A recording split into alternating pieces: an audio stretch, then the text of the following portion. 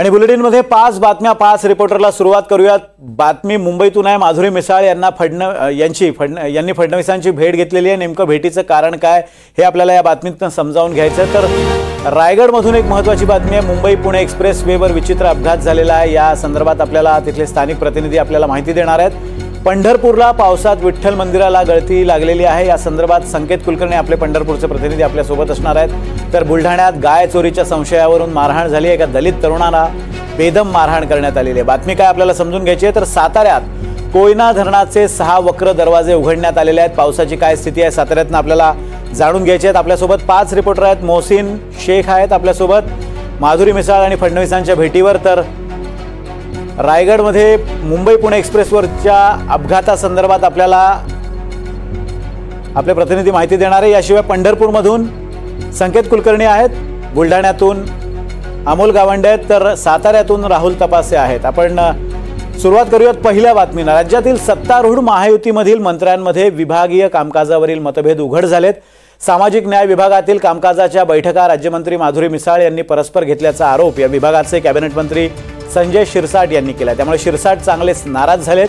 त्यांनी पत्र लिहून तशी नाराजी व्यक्त केली आहे। आपल्या विभागातील बैठक घ्यायची झाल्यास बैठक माझ्या अध्यक्षतेखाली करावी असं खरमरीत पत्र शिरसाटांनी मिसाळ यांना लिहिलं होतं। आणि याच वादाच्या पार्श्वभूमीवर माधुरी मिसाळ यांनी मुख्यमंत्री देवेंद्र फडणवीसांची भेट घेतली आहे। यावेळी नियमानुसार काम सुरू ठेवण्याचे आदेश मुख्यमंत्री देवेंद्र फडणवीसांनी दिलेत। विशेष म्हणजे शिरसाट यांच्या खरमरीत पत्राला माधुरी मिसाळ यांनी सुद्धा त्याच भाषेत उत्तर दिलेलं आहे। आपल्याला देवेंद्र फडणवीस मुख्यमंत्र्यांनी आदेश दिलेत आणि त्यामुळेच आपण ही बैठक घेतल्याचं त्यांनी या पत्रातून सुनावलं। आपल्याला मोहसिन या संदर्भात माहिती देत आहेत। मोहसिन, अतिशय आपण म्हणू शकतो की भाजप आणि शिंदेच्या शिवसेनेमध्ये एक टसल वॉर सुरू झालेला आहे, एक लेटर वॉर सुरू झालेला आहे, अधिकार क्षेत्रावरून वॉर सुरू झालेला आहे। या संदर्भातले काय अपडेट्स आहेत?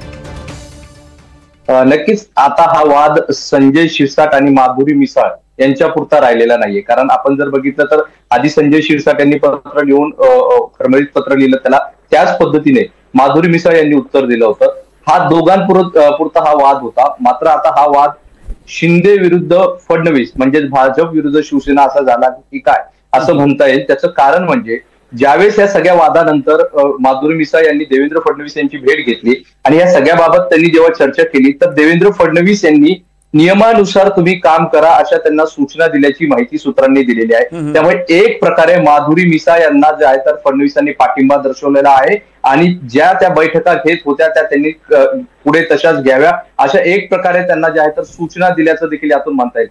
त्यामुळे संजय शिरसाट यांची पुन्हा एकदा अडचण वाढताना आपल्याला पाहायला मिळतात। जर हे सगळे जे वाद होते संजय शिरसाट आणि मिसाळ यांच्यामधले, हा जर बघितलं तर आपण हे सार्वजनिकरित्या न आणता संजय शिरसाट हे थेट माधुरी मिसाळ यांना फोनवरून बोलून किंवा त्यांच्याशी बैठक घेऊन हे वाद सोडू शकत होते। तसेच फडणवीस असतील किंवा एकनाथ शिंदे यांच्या कानावर घालून हा सगळा वाद सोडवला जाऊ शकत होता। मात्र संजय शिरसाट यांनी एक पत्र लिहिलं, ते पत्र सार्वजनिकरित्या बाहेर आलं आणि दुसऱ्या बाजूनं मिसाळ यांनी देखील पत्र लिहिलं, ते देखील सार्वजनिकरित्या बाहेर आलं। त्यामुळे पुन्हा एकदा महायुतीमधील हा वाद चव्हाट्यावर आला। त्यामुळे ज्या पद्धतीने गेल्या अनेक दिवसांपासून जे विरोधकांकडून आरोप होत होते की महायुतीमध्ये सर्व काही अलबेल नाही, तर त्याचा प्रत्यय आता या दोन्ही लेटर वॉर मधून जे आहे तर समोर आलेला आहे। त्यातल्या त्यात आता फडणवीसांनी थेटपणे मिसाळ यांच्या बाजू जी आहे तर ती त्यांना पुन्हा एकदा जे आहे तर आपण बैठका घेऊ शकतात अशा सूचना दिल्या। त्यामुळे कुठेतरी हा संजय शिरसाट यांच्यासाठी धक्का समजला जातोय। संजय शिरसाट यांनी जे मिसाळ यांना पत्रातून सांगितलं होतं की तुम्ही कोणतीही विभागीय बैठक घेत असाल तर ती माझ्या अध्यक्षतेखाली घ्यायला पाहिजे, मला सांगून घ्यायला पाहिजे। त्याला उत्तर देताना माधुरी मिसाळ यांनी असं म्हटलं होतं की मी जे बैठका घेते ते कायदेशीर घेते आणि तो माझा अधिकार आहे। शेवटी हे सगळं फडणवीस म्हणजे मुख्यमंत्र्यांकडे गेलं आणि मुख्यमंत्री हे माधुरी मिसाळ यांच्या पाठीशी असल्याचं आपल्याला पाहायला मिळतात। म्हणजे एक प्रकारे त्यांनी संजय शिरसाट यांना जो आहे तर एक मेसेज देण्याचा प्रयत्न केला आहे की माधुरी मिसाळ जे करतायत ते कायदेशीर आहे आणि यापुढे ते बैठका घेऊ शकतात। त्यामुळे संजय शिरसाट जे अनेक दिवसांपासून वेगवेगळ्या कारणांमुळे चर्चेत आलेले त्यांच्यासाठी हा आता मोठा धक्का समजला जातोय आणि आता यावर एकनाथ शिंदे यांची काय रिॲक्शन असणार आहे हे देखील पाहणं महत्वाचं असणार आहे। कारण हा वाद आता संजय शिरसाट माधुरी मिसाळ यांच्या पुरता राहिलेला नाहीये, हा महायुतीतला वाद बनलेला आहे आणि यावर आता फडणवीसांनी जे आहे तर माधुरी मिसाळ यांच्या पाठीशी उभं राहण्याचा जवळपास एक प्रकारे अप्रत्यक्षरित्या जे आहे तर पाठिंबा दर्शवला आहे. आता एकनाथ शिंदे यांची काय भूमिका असणार आहे हे पाहणं महत्वाचं असणार आहे. मात्र ज्या गेल्या अनेक दिवसांपासून ज्या चर्चा सुरू होत्या की महायुतीमध्ये शिंदे आणि भाजप म्हणजे फडणवीसांची भाजप यामध्ये शिंदे गटातल्या नेत्यांच्या कारभारावरून नाराजी आहे आणि त्यामुळे आता ही जी समज फडणवीसांनी दिलेली आहे किंवा एक प्रकारे अप्रत्यक्षपणे इशारा दिलाय माधुरी मिसाळ यांना त्यांचं काम तसंच सुरू ठेवण्याचे आदेश दिलेत. म्हणजे कुठे ना कुठेतरी शिंदे गटातल्या नेत्यांना हा एक प्रकारे इशारा भाजपचा मानला जातोय. धन्यवाद मोहसिन दिलेल्या अपडेट्सबद्दल. तुम्ही आमच्यासोबत असेच राहा. पुढची बातमी रायगडमधून आहे. एका विचित्र अपघातासंदर्भात ही बातमी आहे. मुंबई पुणे एक्सप्रेसवेवर वाहनांचा विचित्र अपघात झाला. या अपघातात जवळपास 25 वाहनं एकमेकांना धडकली आहेत. खोपोलीजवळील बोरघाट बोगद्यात हा अपघात झाला असून या भीषण अपघातात 21 जण जखमी झालेत, तर एका महिलेचा यामध्ये मृत्यू झालाय. अपघातग्रस्त वाहनं बाजूला करून वाहतूक सुरळीत करण्याचं काम सध्या सुरू आहे.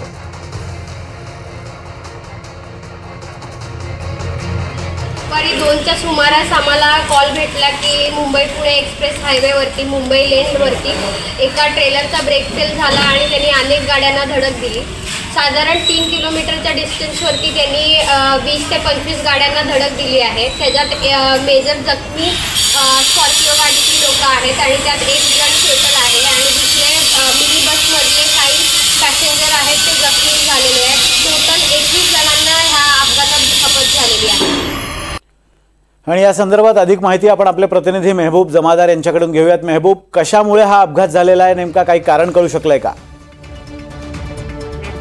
मुंबई एक्सप्रेस हायवेचा जो 39 किलोमीटरचा हा जो पट्टा आहे, बोरघाटातला पट्टा आहे खोपोली हद्दीमधला, या ठिकाणी मुंबईकडे जाणाऱ्या आपण अगदी त्या जिथं अपघात झालेला आहे आणि या ठिकाणी एक ट्रेलर ब्रेक फेल झाल्यामुळे हा अपघात झालेला आहे आणि या ठिकाणी पोलीस यंत्रणा, आयआरबी, देवदूत यंत्रणा व हेल्थ फाउंडेशनच्या टीमने या ठिकाणी मोठं मदत कार्य करून जवळजवळ 2 तासामध्ये हा रस्ता सध्या मोकळा केलेला आहे.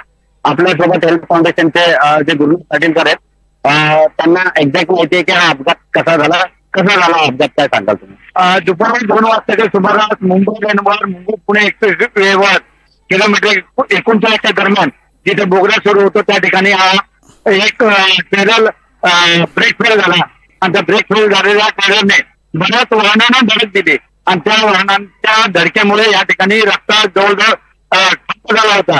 पण तो सर्वांनी सलग प्रयत्न करून या ठिकाणी वाहतूक मोकळी केलेली आहे. अपघातग्रस्त वाहनं बाजूला काढलेली आहेत आणि या ठिकाणी जे अपघातात जखमी झाले होते त्या अपघातातल्या जखमींना हॉस्पिटलाइज केलेलं आहे. दुर्दैवानं एक व्यक्तीचा या ठिकाणी एक महिलेचा मृत्यू झालेला आहे. अगदी मेहबूब दिलेल्या अपडेट्स बद्दल धन्यवाद. आपण पाहतोय एक अतिशय विचित्र असा अपघात झालाय. 25 वाहनं एकमेकांवर धडकलेली आहे आणि यामध्ये एका महिलेचा मृत्यू झालेला आहे. पुढची बातमी पंढरपुरातून आहे.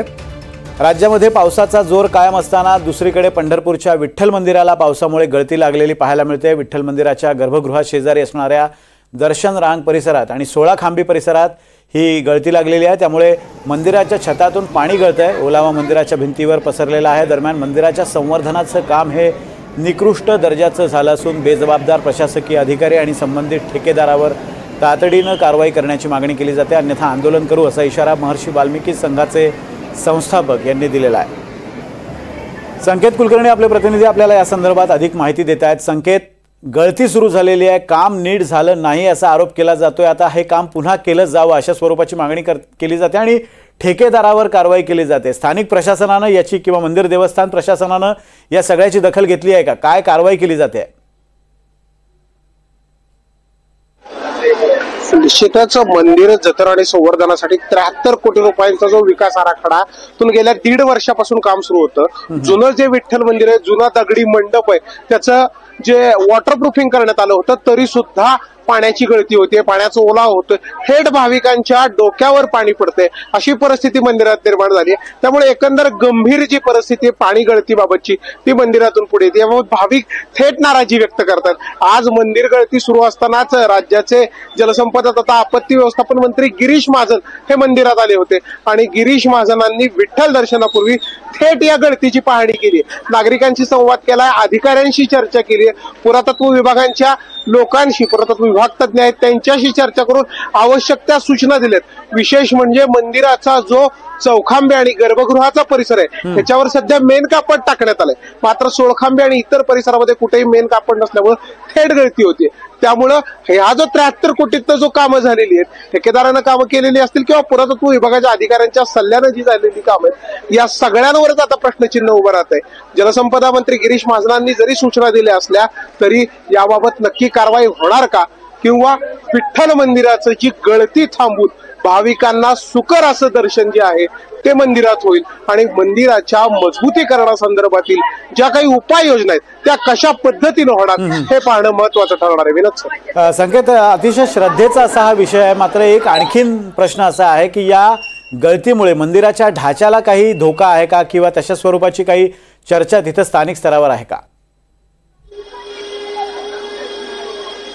नाही, मंदिराच्या ढाच्याला आता तरी प्राथमिक जे दिसतं यामध्ये कुठल्याही प्रकारचा धोका नाही आहे, मात्र ही जी गळती आहे, ही जी गळती होतीये म्हणजे वॉटरप्रूफिंग केल्यानंतर सुद्धा होणारी गळती किंवा जिथे काही ठिकाणी वॉटरप्रूफिंग झालं नाही तिथे सुद्धा होणारी गळती, त्यामुळे भाविकांचे मात्र बेहाल होत आहेत। हा एक मात्र सगळ्यात महत्वाचा मुद्दा आहे। भाविक बेहाल होत आहेत, भाविकांना गळतीच्या त्रासाला कंटाळून दर्शनाकडे वाट काढत जावं लागताना दिसतंय, मात्र मंदिराला या गळतीमुळे सध्या तरी कुठला धोका झालाय असं पाहताना सध्या तरी दिसत नाही। धन्यवाद संकेत, दिलेल्या सगळ्या अपडेट्स बद्दल। तुम्ही आमच्या सोबत असेच राहा। पुढची बातमी आपण पाहणार आहोत बुलढाण्यातून एक संतापजनक बातमी समोर येते, ती म्हणजे बुलढाण्यात गाय चोरीच्या संशयावरून तरुणाला बेदम मारहाण करण्यात आली आहे। खामगाव शहरातील बस स्थानक परिसरातून रात्री एका 24 वर्षीय तरुणाचं अपहरण करून त्याचा धर्म आणि जात त्याला विचारण्यात आली, जबर मारहाण करण्यात आली आहे। इतकंच नाही तर या तरुणाचा धर्म तपासण्यासाठी त्याला चक्क नग्न करत मैदानात असलेल्या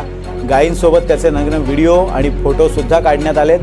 यावेळी गस्तीवर असलेल्या पोलीस व्हॅनचा सायरन वाजल्यानं या तरुणाचा जीव बालंबाल वाचला। या मारहाणीत या तरुणाचा डोळा मात्र निकामी झाला असून नाकाचं सुद्धा हाड मोडलंय। सध्या या तरुणावर शासकीय रुग्णालयात उपचार सुरू आहे।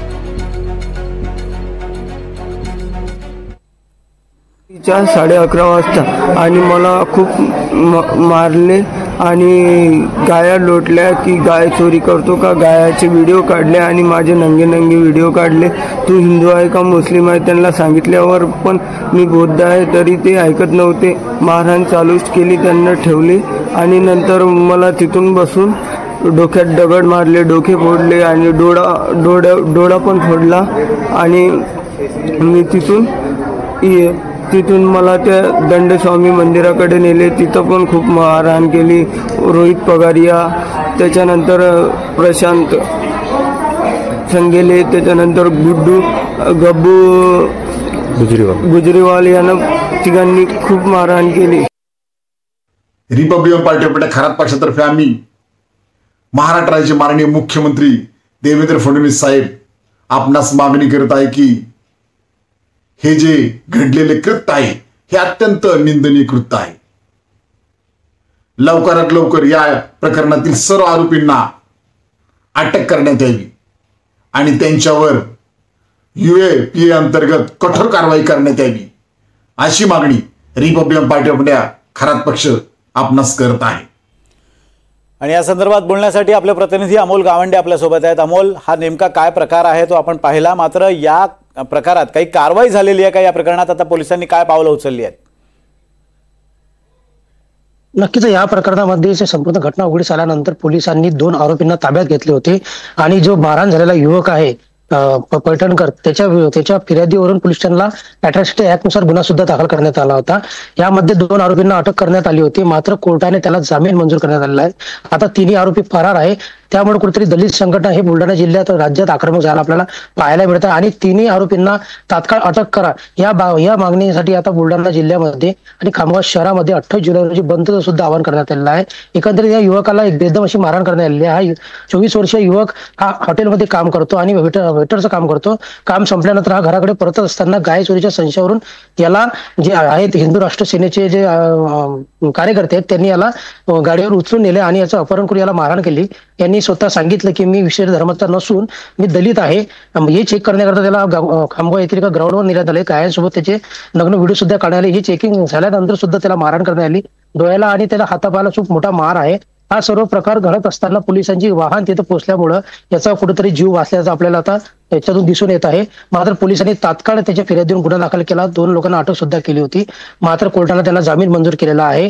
आता तिन्ही आरोपी फरार आहे आणि पोलिसांनी पुन्हा अटक करण्याची कारवाई आता सध्या सुरू केलेली आहे आणि संपूर्ण जे 3 ते 4 पथक या आरोपींच्या आता मागावर आहे. मात्र दलित संघटना बुलढाणा जिल्हा आक्रमक झालेली आहे की जोपर्यंत आरोपींना अटक करत नाही आणि त्यांच्या विरुद्ध ची कारवाई करत नाही तोपर्यंत आम्ही शांत बसणार आहे आणि 28 जिल्ह्याला खामगाव शहर बंदचं आवाहन करण्यात आलेलं आहे. विनोद सर, गोरक्षकांचा हा धुडगूस सुरू आहे. अमोल, पण एक प्रश्न असा आहे, थोडक्यात उत्तर अपेक्षित आहे की गाय चोरीच्या संशयावरून याला मारहाण करण्यात आलेली आहे. गाय चोरीच्या काही घटना जिल्ह्यात घडत आहेत का?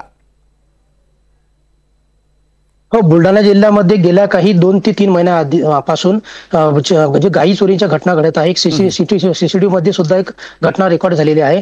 जी इंडिका कार आहे, ती इंडिका कारमध्ये जनावर चोरीची घटना घडलेली आहे. ही हिंदू राष्ट्रीय सेनेचे कार्यकर्ते हे गेल्या काही महिन्यापासून रस्त्यावर रात्री गस्त घालत असताना या गस्तीमधून असे प्रकार उघडकीस आलेले आहे. काही दिवसाआधी मोठ्या प्रमाणात मांस सुद्धा पकडलेलं होतं. त्यानंतर 4 ते 5 घटना या 2 ते 3 महिन्यात झाल्या. त्यामुळे गोरक्षकच्या संशयावरून हा प्रकार घडल्याचं आपल्याला निदर्शनास येत आहे.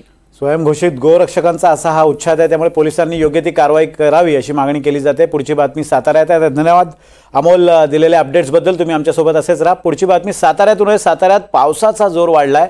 कोयना धरणांतर्गत कोयना, नवजा आणि महाबळेश्वर परिसरात दमदार पाऊस पडतोय. त्यामुळे कोयना धरणाचे 6 वक्र दरवाजे उघडण्यात आलेत.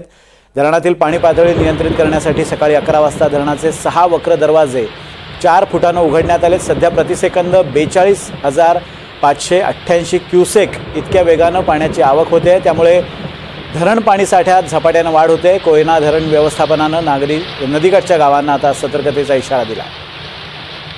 राहुल तपासे आपले प्रतिनिधी आपल्याला पावसासंदर्भात अपडेट्स देत आहेत. राहुल, पावसाचा जोर पश्चिम महाराष्ट्रात कायम आहे. आता 6 वक्र दरवाजे उघडण्यात आलेले आहेत. नदीकाठच्या गावांना सतर्कतेचा इशारा देण्यात आलेला आहे. पण गेल्या काही वर्षांपासून या सगळ्या भागात पुराचं असलेला धोका लक्षात घेता स्थानिक प्रशासनानं काय हालचाली केलेल्या आहेत? विनोद सर, आता आपण खरं तर या सह्याद्रीच्या पर्वतरांगाच्या सत्ता उभ्या आहोत. गेल्या काही दिवसांपासून पावसाचा जोर ओसरला होता. त्यामुळे कोयना धरणाचे 6 दरवाजे हे पूर्णपणे बंद करण्यात आलेले होते. मात्र सध्या आता कोयना धरणाचे दरवाजे आज पुन्हा 4 फुटानं उघडण्यात आले आणि या धरणाच्या दरवाजातून जवळपास 16,500 क्युसेस पाण्याचा विसर्ग हा कोयना नदीपात्रामध्ये सुरू करण्यात आलेला होता. विनोद सर, अवघ्या काही वेळामध्ये आता हेच दरवाजे आणखी 1 फुटाने वाढवणार आहेत. या दरवाजातून 21,000 क्युसेस पाण्याचा विसर्ग होईल. पायथा विद्युतगृहातून 2100 क्युसेस असं एकूण मिळून जवळपास ह्या दोघांचं मिळून ज्यावेळेला कोयना धरणाच्या नदी पात्रामध्ये विसर्ग सुरू होणार आहे त्यावेळेला मात्र या नदीमध्ये मोठ्या प्रमाणात वाढ होण्याची शक्यता नाकारता येत नाहीये.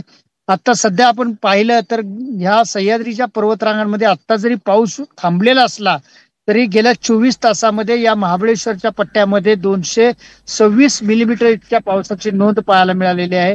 अशीच नोंद हे कोयना धरणाच्या परिसरातही पाहायला मिळाली, नवजा परिसरातही पाहायला मिळाली. या 3 टप्प्यामधला जो पाऊस आहे तो या कोयना धरणांवरती परिणाम करत असतो. जवळपास आता 42,000 क्युसेस पाणी हे प्रति सेकंदाला हे धरणात येताना आपल्याला पाहायला मिळतं. एकंदरीतच ही जी काही कोयना धरणाची पातळी आहे ते झपाट्यानं वाढताना पाहायला मिळत असताना हे आता निर्णय प्रशासकीय यंत्रणा घेताना पाहायला मिळते. एकंदरीतच आता 78 TMC इतका पाणीसाठा झालेला आहे. या धरणाची जी क्षमता आहे ती 105 TMC आहे. हा जर पाऊस असाच वाढत राहिला तर मात्र आणखी दरवाजे उघडले जाण्याची शक्यता नाकारता येत नाही. त्यामुळं नदी पात्रावरती त्याचा मोठा परिणामही होऊ शकणार आहे. त्याचबरोबर जो काही खालच्या पट्ट्यांमध्ये म्हणजे कराड असेल, त्याचबरोबर सांगली असेल, या ठिकाणच्या भागांवरती, या जिल्ह्यातल्या भागांवरती मोठ्या प्रमाणात या पाणी सोडण्याचा परिणाम आपल्याला पाहायला मिळेल आणि त्यामुळे आता तिथलंही जनजीवन जे आहे ते विस्कळीत होण्याला सुरू होईल. मात्र सध्या तरी थांबलेला आहे. पाऊस असाच थांबतो की रात्री पुन्हा पाऊस जोर धरतो हे याकडे सगळ्यांचं लक्ष लागलेलं आहे. सर, अगदी धन्यवाद राहुल दिलेल्या अपडेट्स बद्दल. पावसाचा जोर कायम आहे त्यामुळे सतर्कतेचा इशारा आजूबाजूच्या परिसरात दिलेला आहे. आपल्या 5ही जणांचे धन्यवाद सविस्तरपणे आपल्या क्षेत्रांमधल्या बातम्या सांगितल्याबद्दल. आपण पाहतोय अतिशय महत्त्वाच्या अशा अपडेट्स